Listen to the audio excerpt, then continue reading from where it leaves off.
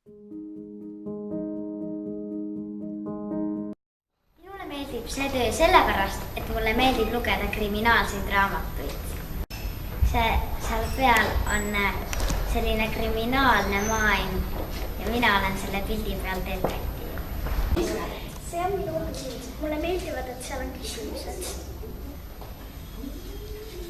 Sellepärast, et ma mõtlen, nagu nad päriselt räägivad omavahel.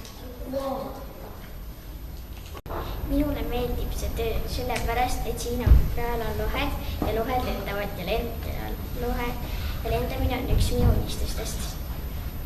Minule meeldib see töö, sest siin peal on öökull ja öökull on tarkus ja lind.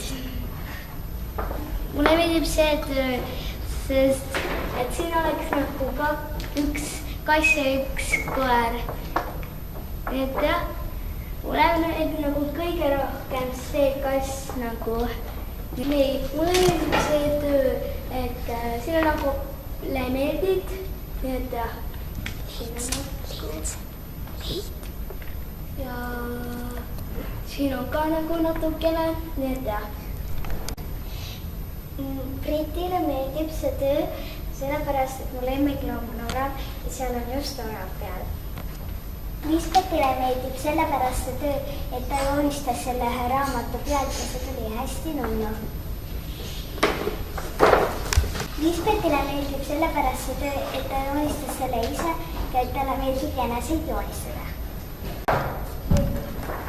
Mulle meeldib see töö sellepärast, et seda oli väga vahva joonistada ja et seal pidi ka natuke mõtlema, mis tekst peab olema.